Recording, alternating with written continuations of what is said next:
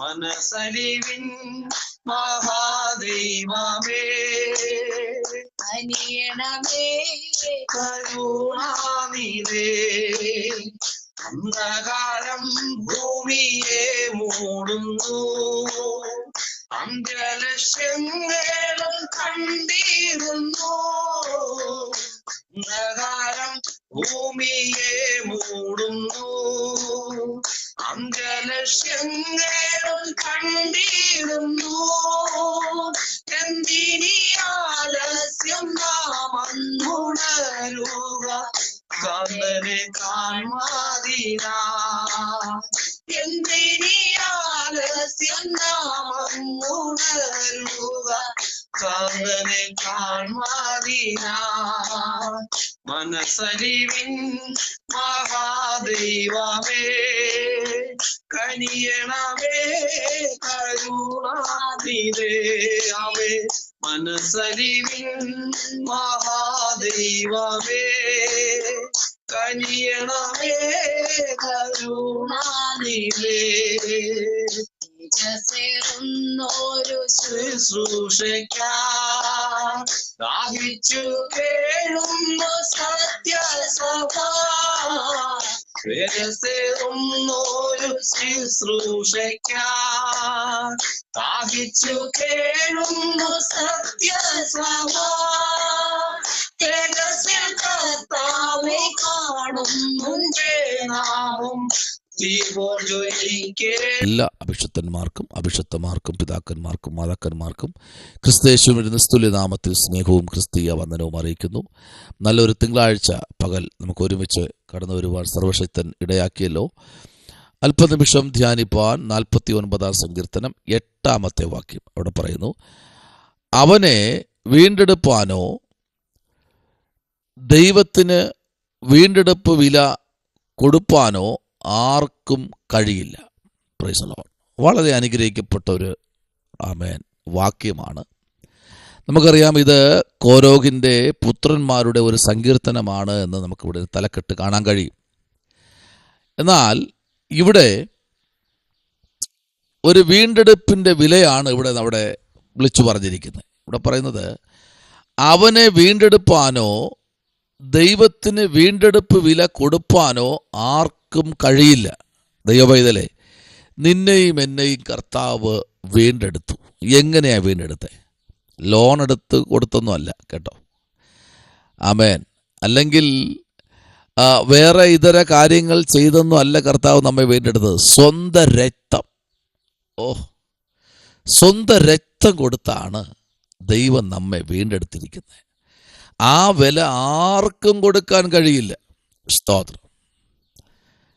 കഴിയുമോ ആർക്കെങ്കിലും? ഇപ്പോൾ നമ്മുടെ കൂടെ ചേർന്ന് നിൽക്കുന്ന ഒരുപാട് വ്യക്തികളുണ്ട്, നമ്മളെ സ്നേഹിക്കുന്ന, നമ്മെ ചേർന്ന് നിൽക്കുന്ന ഒത്തിരി ആമേൻ, നമ്മെ ആമേൻ വിവിധ തലങ്ങളിൽ. പക്ഷേ ഇവരാരെങ്കിലും മരിച്ചു കഴിഞ്ഞാൽ അവരുടെ പ്രാണന് മറുവിലയായി കൊടുക്കുമോ ആരെങ്കിലും? ആരും കൊടുക്കില്ല. എന്താ കാര്യം? അവരവരുടെ ജീവന് ആമേൻ പ്രാധാന്യം കൊടുക്കുന്നു. എന്നാൽ വേദപുസ്തകത്തിനകത്ത് സ്വന്തം വിലയെ ജീവനെ പ്രാധാന്യം കൊടുക്കാതെ പിതാവായ ദൈവം പുത്രനായ ക്രിസ്തുവിനെ കന്യകയിൽ ജനിപ്പിച്ച് സർവ്വലോകത്തിനും ആമേൻ തൻ്റെ രക്തം കൊടുത്ത് വിലയ്ക്ക് വാങ്ങിയെങ്കിൽ, ഒരാളിനെ അല്ല കേട്ടോ, സർവ ലോകത്തെയുള്ള ജനത്തെ തൻ്റെ രക്തം കൊടുത്ത് വിലയ്ക്ക് വാങ്ങിയിരിക്കുക. പറ്റുമോ ആർക്കെങ്കിലും? ആർക്കും കഴിയില്ല. സ്തോത്രം. ആമേൻ. ഹല്ലേലൂയ. എല്ലാവരും പറയും ഞാൻ ഉണ്ടാവും. എവിടെ? മരണം വരെ ഉണ്ടാവും. അതിനപ്പുറം മരണം വരെ ഇന്ന് ഒരു വ്യക്തി ഉണ്ടാകും. പക്ഷേ ഇവിടെ പറയുന്നത് അവനെ വീണ്ടെടുപ്പാനോ, നോക്കിക്കേ, ഒരാളിനെ വീണ്ടെടുക്കാൻ ഒരാളും തയ്യാറാകത്തില്ല. ഇപ്പോൾ ഒരു ഓഫർനേജിൽ നിന്ന് ഒരു കുട്ടിയെ വീണ്ടെടുക്കണമെങ്കിൽ, ഒരു കുഞ്ഞുങ്ങളില്ലാത്തൊരു വീണ്ടെടുക്കണമെങ്കിൽ ഒത്തിരി ഫോർമാലിറ്റീസ് ഉണ്ട്, ഒത്തിരി പടകുകൾ കയറി ഇറങ്ങണം, ഒത്തിരി കാര്യങ്ങളുണ്ട് അതിൻ്റെ പിന്നിൽ. ചുമ്മാ ഒന്നും പോയി ഒരു കുട്ടിയെ അഡോപ്ഷൻ ചെയ്യാൻ പറ്റില്ല. പോയി അതിൻ്റെതായ നിയമ വശങ്ങളുണ്ട്. അതെല്ലാം ശരിയാണ് എന്ന് ആണെങ്കിൽ മാത്രമേ ഒരു കുട്ടിയെ നമുക്ക് എടുക്കാൻ പറ്റൂ. അങ്ങനെയെങ്കിൽ ഇവിടെ സർവ്വലോകത്തിനും വീണ്ടെടുപ്പുകാരനായ ഒരു യേശു നമ്മുടെ മധ്യത്തിലുണ്ട്. സ്തോത്രം. ദൈവത്തിന് വീണ്ടെടുപ്പ് വില കൊടുക്കുവാനോ ആർക്കും കഴിയില്ല. ഇപ്പോൾ വീണ്ടെടുത്ത ദൈവത്തിന് വീണ്ടെടുപ്പിൻ്റെ വില കൊടുക്കാൻ കഴിയോ? കഴിയില്ല, ഒരിക്കലും കഴിയില്ല.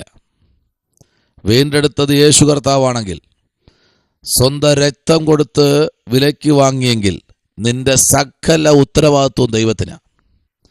മത്തായി സുവിശേഷം 16-ാം അധ്യായം 26-ാമത്തെ വാക്യത്തിലേക്ക് വരുമ്പോൾ, ഒരു മനുഷ്യൻ സർവ്വലോകവും നേടിയാലും തൻ്റെ ജീവനെ നഷ്ടപ്പെടുത്തിയാൽ അവന് എന്ത് പ്രയോജനം? അല്ല, തൻ്റെ ജീവനെ വീണ്ടുകൊള്ളുവാൻ അവന് എന്ത് മറുവില കൊടുക്കും? ആർക്കും കൊടുക്കാൻ കഴിയില്ല. ഒരു ജീവന് വേണ്ടി ആര് കൊടുക്കും മറുവില? ഒരു ജീവന് വേണ്ടി വേറൊരാൾ ജീവൻ കൊടുക്കുമോ? ഒരു മരണ വീട്ടിൽ പോകുന്നവരാ. മരണ വീട്ടിൽ പോകുമ്പോൾ നമ്മെക്കാളും പ്രായം കുറഞ്ഞവരും പ്രായം കൂടിയവരും സമപ്രായക്കാരും പലരും ഭൂമിയിൽ നിന്ന് മാറ്റപ്പെടും. നമ്മൾ അറിഞ്ഞു കഴിഞ്ഞാൽ മരണത്തിന് പോകുമ്പോൾ അയ്യോ അവൻ മരിക്കേണ്ടവനല്ല, ഇനി ഒത്തിരി നാൾ ജീവിച്ചിരിക്കേണ്ടതാ, ഞാൻ അവന് പകരം ജീവൻ കൊടുക്കാമെന്ന് ആരെങ്കിലും പറയൂ? ഈ കരഞ്ഞുകൊണ്ട് നിൽക്കുന്നവർ, മുന്തിയ സാക്ഷ്യം പറയുന്നവർ, ഒത്തിരി അനുശോചനം പറയുന്നവർ കൊടുക്കുമോ ജീവൻ? ജീവൻ കൊടുത്തു കഴിഞ്ഞാൽ ഈ മരിച്ച നാൾ ജീവിക്കുമെന്ന് പറഞ്ഞാൽ ജീവൻ കൊടുക്കുമോ? ഒരിക്കലും കൊടുക്കില്ല, കഴിയില്ലപ്പാ. ഞാൻ അന്ത്യത്തോളം നിൽക്കാമെന്നൊക്കെ പറയും ആൾക്കാർ, ആരും കാണത്തില്ല. Praise the lord. മരിച്ചവനെ കൊണ്ട് സെമിത്തേരി വയ്ക്കുക, ഡിസ്പോസിബിൾ ഗ്ലാസ്സിൽ ചായയോ പായസമോ, പ്രൈസ് ദി ലോർഡ്, മറുഭാഗത്ത് പ്ലാസ്റ്റിക് പ്ലേറ്റിൽ കൊണ്ടുവരുന്ന പപ്സോ മീട്രോളോ ബിസ്ക്കറ്റോ ഒക്കെ കഴിച്ചുകൊണ്ട് അടുത്ത കാര്യത്തിൽ പോകുന്നതല്ലാതെ നിനക്കും എനിക്കും വേണ്ടി മറുവില കൊടുക്കാൻ ഈ ഭൂമിയിൽ ആരുമില്ലാതിരിക്കെ സ്വർഗം ഇന്ന് പകൽക്കാലം നിനക്ക് വേണ്ടി മറുവില കൊടുത്ത് നിന്നെ വിലയ്ക്ക് വാങ്ങിയിരിക്കുക. നിന്നെ ഇവിടെ ഇട്ട് തട്ടിക്കളിക്കാൻ ദൈവം ആർക്കും അധികാരം കൊടുത്തിട്ടില്ല, ഇനി കൊടുക്കുകയുമില്ല. പ്രസ്തുത ദൈവം നിന്നെ ദൈവത്തിൻ്റെ രക്തം കൊടുത്താ വിലയ്ക്ക് വാങ്ങിയിരിക്കുന്നത്. നിന്നെ ആർക്കും തകർക്കാൻ കഴിയില്ല. ഒരു വിളക്കിനെ ഊതി അണയ്ക്കാൻ എളുപ്പമാണെങ്കിൽ നിന്നെ ഒരിക്കലും അണയ്ക്കാൻ കഴിയില്ല. കാരണം നീ കത്തുന്നത് കർത്താവിൻ്റെ രക്തത്തിൻ്റെ വിലയാണ്, നിന്നിൽ കത്തുന്ന ദൈവത്തിൻ്റെ അഗ്നി. സ്തോത്രം, ഹല്ലേലൂയ. അതുകൊണ്ട് ആർക്കും നിന്നെ ഉമ്മാക്കി കഥ പറഞ്ഞോ, നിന്നെ പേടിപ്പിപ്പിച്ചോ, നിന്നെ ഇന്ന കാര്യത്തിൽ കടത്തി വിട്ടിട്ടോ നിന്നെ ഒരിക്കലും ആർക്കും തകർക്കാൻ കഴിയില്ല. കാരണം ദൈവം നിന്നിൽ വച്ചിരിക്കുന്ന ശുശ്രൂഷ അത് നിവർത്തിക്കാതെ കർത്താവ് ഈ ഭൂപരപ്പിൽ നിന്നെ മാറ്റത്തില്ല. സ്തോത്രം, ഹല്ലേലൂയ, പ്രൈസ് ദി ലോർഡ്. ഇന്ന് പകൽക്കാലം ആരോടൊക്കെ ദൈവാത്മാവ് ദൂത് പറയുന്നു, ശുശ്രൂഷ തീർന്നിട്ടില്ല, അഭിഷത്തയെ തീർന്നിട്ടില്ല. ഇവിടെ വിളിച്ചു പറയുക, നിനക്ക് വീണ്ടെടുപ്പിന് മറുവിലയായി കൊടുത്ത തൻ്റെ രക്തം നിന്റെ അമ്മയുടെ ഉദരത്തിൽ വച്ച് നിന്നെ കണ്ട ഒരു ദൈവമുണ്ട്. ഇന്ന് പകലിൽ ദൈവാത്മാവ് ആരോടൊക്കെയോ ആലോചന പറയുന്നു. ഈ തിങ്കളാഴ്ച നിങ്ങളുടെ യാത്രകളിൽ, നിങ്ങളുടെ ഉപജീവന വഴികളിൽ, നിങ്ങളുടെ ആത്മീക മണ്ഡലങ്ങളിൽ ദൈവപ്രവൃത്തി വെളിപ്പെടുന്ന ദിവസങ്ങളാണ്. അതുകൊണ്ട് ദൈവപൈതലേ, നിന്നെ ആർക്കും പെട്ടെന്നൊന്നും കീഴ്പ്പെടുത്തുവാൻ, ദൈവം അറിയാതെ നിന്നെ ആർക്കും ഒന്നും ചെയ്യാൻ കഴിയത്തില്ല. കർത്താവ് അറിയണം. Price the Lord. എന്നാൽ നോക്കൂ, യോബിൻ്റെ പുസ്തകം നമ്മൾ പഠിക്കുമ്പോൾ യോബിനോട് ദൈവം പറയുന്ന ഒരു ദൂത് 33-ാമത്തെ അധ്യായം അതിൻ്റെ 24-ാമത്തെ വാക്യത്തിലേക്ക് വരുമ്പോൾ അവിടെ അവൻ ഒരു വാക്ക് അവിടെ കാണുന്നു. അവങ്കൽ കൃപ വിചാരിച്ചു,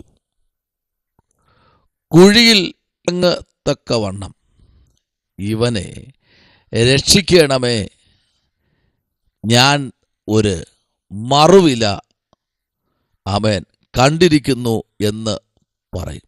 സ്തോത്രം. ഒരു വ്യക്തിയെ രക്ഷിക്കണമെങ്കിൽ മറുവില കൊടുക്കണം.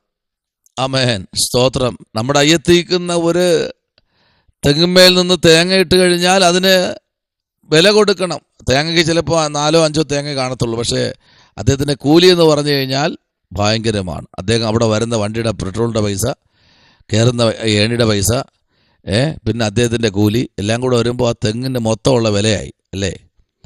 ഇത് എൻ്റെ കർത്താവ് നിന്നോട് കാണിക്കുന്ന വലിയ ദയ. സ്തോത്രം. Price the Lord. ദൈവപൈതലേ, കർത്താവിൻ്റെ മുമ്പിൽ വില പറയരുത്, വിലപേശരുത്. എന്നാൽ 49 സങ്കീർത്തനത്തിൻ്റെ 9-ാം വാക്യം പറയുന്നു, അവരുടെ പ്രാണന്റെ വീണ്ടെടുപ്പ് വിലയേറിയത്, അത് ഒരു നാളും ആമേൻ സാധിക്കയില്ല. സ്തോത്രം.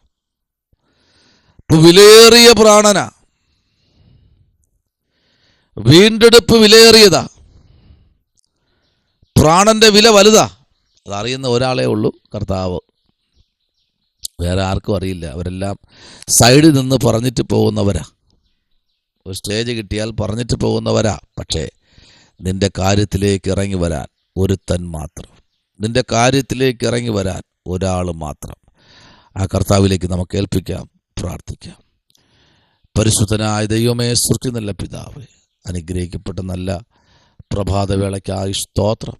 ദൈവം ഞങ്ങളോട് സംസാരിച്ചല്ലോ, പിന്നെ ഈ ജനത്തോട് സംസാരിക്കണം, അത്ഭുതം ചെയ്യും. യേശുവിൻ അൻപുള്ള നാമത്തിൽ തന്നെ. ആമേൻ. God bless you. സ്തോത്രം.